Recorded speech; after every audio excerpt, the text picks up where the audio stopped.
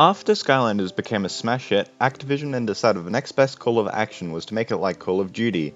A new game every single damn year. Whenever this happens to a franchise, repetitiveness ensues and quality control is lessened. Now for yearly franchises like these, I do believe they have at least 2 years in the oven. Skylanders Giants, since it's the start of a yearly formula, had 11 months of development time. For comparison, Smash Bros. Melee had 13 months, and that game was infamously on a tight deadline, was hell to develop for, and had many bugs and glitches. Now granted, Melee had to use a completely new engine due to it being on a new system, but there's still an insane deadline for a AAA release, which required not only game, but toy designing and manufacturing. Skylander Giant starts on chaos in a toy shop after being turned into a toy at the end of the last game. He breaks out because apparently irrelevant. It's never explained. Chaos is apparently a portal master, and the Skylanders can talk in toy form? Huh? Anyway, he finds a portal and teleports back to Skylands. Oh god, there's a lot here compared to the first game. Okay, I'll try my best. So the Giants have been missing for years, and you find them in the toy form, and then you go back in time to when Archeans, ruled Skylands, and apparently the Giants were the first Skylanders. Anyway, the first level is more of a prologue, which I expect you use the Giants on, but you can just use regular Skylanders. Great, we're 2 seconds in and the law's already gone broken. In all seriousness, from a gameplay perspective, it makes sense. If your giant dies, you want to keep playing the game, especially when the rest of the game would have that strange condition. The first level, the frame rate, it's not good. It feels bad compared to the first game, which ran consistently. Now I'm on the GameCube 2.0 version of the game, so these problems wouldn't be as bad if it was the other versions, but this is still gross for what I'm assuming is meant to be its native platform. It may also be due to the fact I'm playing on the Wii U and something about the emulation makes the frame rate not good, but I doubt it. The core game, it's exactly the same. Crazy.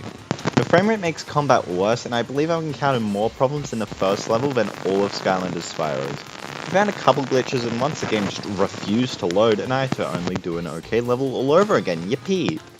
This should be expected though due to the short development time. Now, since the Giants get an entire backstory in this game, how are they special? Well, first of all, they're quite large. Oh, that is... Who could have guessed?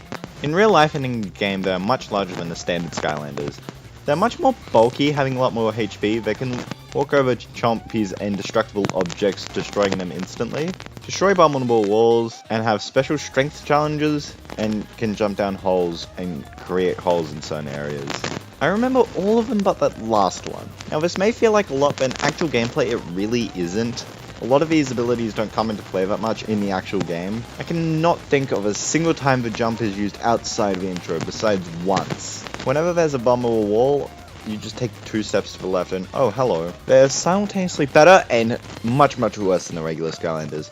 Their largeness and not increased speed makes dodging attacks annoying, along with the big lag on their attacks, but they are very bulky, making them an absolute tank. Despite this, they just really suck. They can't move out of the way of attacks quick enough, so they just get murdered. The tankiness of them just makes healing less effective. Just use regular Skylanders. They're better and much more fun to use. There's also only 8 giants, which is underwhelming. I wasn't even trying to get all the giants, and I have half of them. They have pretty fine designs. I like Big Hammer Guy and Groot, but they're still kind of uninspired and not very unique. I mean, I called Groot. Now granted, the first game didn't have the greatest designs, but they had Snuggles. This has Snuggles 2.0. Along with the Giants, they introduced some completely new Skylanders and have some returning ones that got new special treatment, like Snuggles! Now the returning ones are kind of lame, but hey, I have 2 Snuggles now. They're mine, you cannot steal them. All the Skylanders in Spyro's Adventure can be used with this game, which is awesome, and all these Skylanders from this game can be used in future games, and that carries over for the rest of the series, which is really cool. The story this time actually evolves through the course of the story, which is much better than the first game, which gives you story, and then just gets Chaos being annoyed and Glumshanks being Glumshanks. I don't know why, but I really like Glumshanks. Just an FYI, the rest of the talk is more spoilery from this point forward if you care about Skylanders plot for whatever reason. So after you get past the 3rd level, characters find out that Chaos has returned.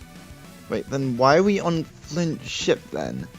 He's found the Archean Concatron from earlier. No! Wait, who? This guy showed for like 2 seconds. Pay attention, silly. I'm gonna have to base this game around the worst part of the first game though. Hopefully you don't have too many of the slog levels. He takes it and tries to get the map of Arcus out of the Archean Vault so he can find the city of Arcus and get the King's Gauntlet to raise an Archean army to rule over Skylands. Oh no, please that final boss isn't in one of them.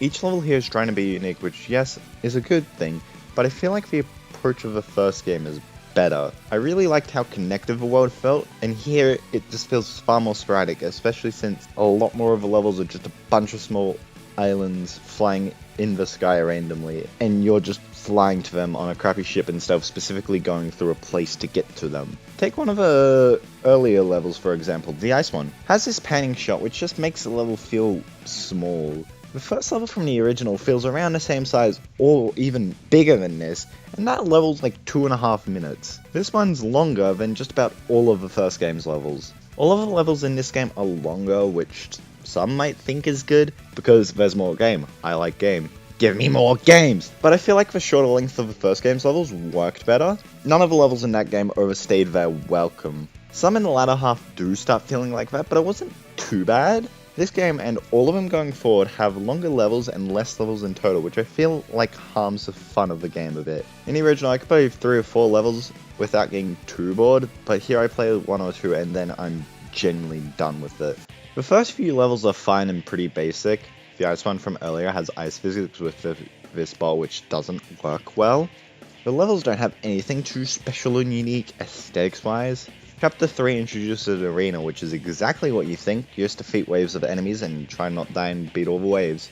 After this chapter, you unlock the ability to do arenas straight from the hub, which give you special conditions that you have to abide by. In Chapter 4, this game also introduces Skystones, which is a Skylander themed card game that appears in every entry in the series besides the first. The game changes a lot between entries as well. It's different in Trap Team and Imaginators from what I can remember. Actually, I have a good idea. I'm going to rank every version of Skystones. This one is currently at the top because it's the only one. It's quite simple but pretty fun. It isn't as great early on since all the cards are quite bad and not much thought has to go into the game. But later on it gets better due to having more and better cards and the feeling of strategy being required instead of it being really simple. To my knowledge, you can only play this game against computers and not actual people, which is understandable but disappointing. Besides Chapter 5, all the levels up to this point had a grassy theme. The ice level, despite its fault like this massive ice ball which is annoying to get over the bloody edge, is one of my favorite in the first bunch. It has a unique feel and this little robot guy I like. I like the little guys. I like him. He's actually the ghost of the Archean robot we sought out to find. Oh, I still like him. This is the only good Archean in the game. Deal with it. Doesn't mean I like the gameplay of the robot. So in the next chapter you invade the Archean Vault with this robot and it's still not good. It's better than the previous game because it's segmented with the main gameplay, but it's still a slow, boring, glorified auto-scroller. The game keeps all the gameplay styles that the first one has besides the hub ones, which makes sense. The hub is a lot lamer now compared to before though. It's Flynn's ship, which I mentioned earlier, and instead of one big area, it's just the main deck and a bunch of smaller rooms. It looks like crap. I get that's the point, but it still looks bad. You can customize the ship with legendary treasure, but it essentially has no effect on what we see. Chaos comes into the vault after you open it and breaks the map, and they have to go home to get a memory device to find the lost city of Arcus because Clumshanks can remember the map. Chaos also collapsed a rock on your robot and kills Machine Ghost.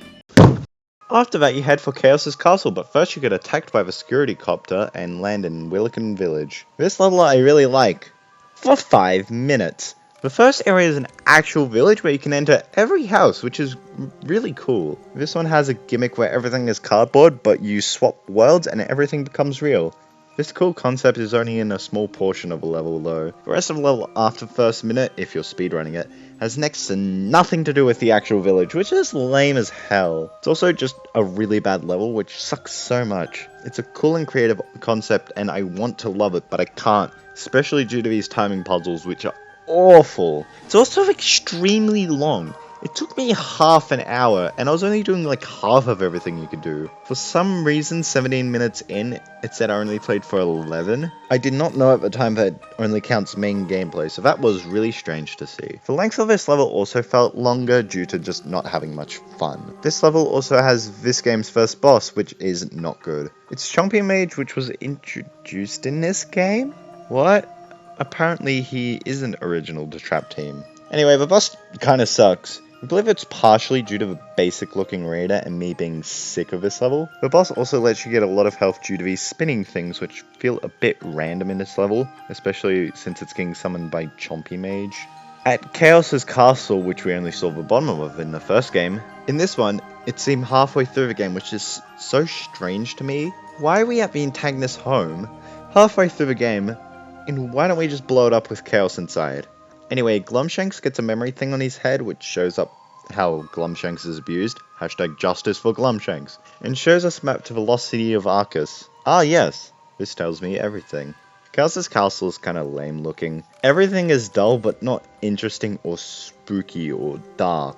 It's just muted, which makes the level feel dull and boring, despite it being okay. I found Wilikin Village was like this a bit again. I guess Chaos is pretty dull, despite having What's-His-Face, who is a really good voice actor. What I find strange is that this game has the opposite problem that Spyro's had. That game had a great early game and a not so great late game. This one has a not very good early game, but a great late game. Most levels after this point are significantly better than just about all of the previous 10. The second battle in this game, which is also my favourite, is a rapping drill that's animated surprisingly well. Rapping / singing isn't very good. You don't stand a chance, Skylander. Even though you won that round, 'cause the power won't drop and the terror won't stop until the city of Arcus is found. I like 10 out of 10, but the fight is much better. Every phase has a unique attack and it's just fun. It's fairly easy like most of the boss battles in this game, which is kind of underwhelming. Now this may have to do with the fact I'm on hard mode. I decided Skylanders is a bit too easy to do on normal, so I decided to do hard mode. But I doubt it harmed my enjoyment of the game. But a problem I found was that they introduced a lot of the bulky hard hitters early on. This Archean laser shooter, for example, is the bane of my existence. If I try to run away after he hits down his telegraph, I get hit. Even though I'm a regular Skylander, it doesn't look like it should have hit me. Secondly, if you're too far away when his laser is shot, it's essentially impossible to avoid damage unless you're on a different height level compared to it. This is quite annoying, especially when there's just 2 other enemies near you at one time. I feel like these enemies have made the bosses easier due to just not being as hard to avoid. My absolute favorite level, and my favorite in the series from what I can remember from it, of when being younger, is the Oracle. Its concept is unique, which I like. You have 2 options based on whatever he says, and you're meant to answer honestly when you go through a challenge related to it. Each one is quite fun as well. The Oracle has an interesting design. My only complaint is it's one of the shortest levels in the game, only being around 5 minutes for the speedrun time, which is disappointing. The final test isn't actually a test either. It's just a glorified choice between a hat or a treasure test, which is really disappointing. I believe it should have been a 4th test to make it a bit more satisfying. They're also called Snuggles 2 Trigger Happy. Back to the story, Chaos has found the Fist of Arcus and become this thing. I mean, if you pick to look like a giant robot and harness the power of the Arcanes to try and control Skylands, you'd look like this too. Oh god, please say I'm not correct! The next level has you flying in an Archean chopper, and it's okay. One of the things that bugs me in games is when they don't allow the option to inverse vertical controls. When I started using this, I went up to go down. I understand why it's not like that, but I feel the option would have been nice. Being able to control the chopper is better than the big robot, but I always wanted it to be done as soon as possible because it gets tiring quite quickly. You also have the second hover mode, which is like a classic shooter, but just with a couple really strong enemies. They're both fine. Like in the predecessor, the final boss has a level before it. I believe this is easier than the Lair of Chaos, but it definitely has some challenge still. I like the Lair of Chaos better, and in that one you definitely get a heal before the actual boss. I don't think that's the case in this game. You do get a chase scene, which isn't that hard because you just hold down. Then you press a button to summon an avalanche to defeat Chaos. Oh, that was a late fight. Damn, the game lied. Events are escape and Hermit. Oh shoot! How? 11, but who cares? He's back! Time to grab my copy of the game back. Wait, what's happening? Oh no, I'm gonna... So Chaos fights us and Machine goes at the same time, which is a really cool way of getting around the fact he's a giant robot. You need to attack his fist at first. He summons enemies and tries to stop you. This and all the phases of the fight are good. The second phase where you have this thing is the worst one. It's cool it harkens back to the first boss fight of the game, but it wasn't too great there, and this isn't either. Third phase is essentially the same as the first phase, and fourth phase combines them both together. Once you beat him, he becomes unroboticized, saved by Glumshanks, and then they explode on an island near the Lost City because without the Archean leader, all the Archeans power down. Not sure what Chaos did to activate this one, but oh well. Overall, I believe the entire package of this game is worse than the first one. The last 6 chapters are a collective, probably better than the first game, but the first half of the game is considerably weaker than the first one. I would probably suggest picking that one up first because it's most consistently enjoyable. Okay, they made me sad for Machine Ghost for no reason.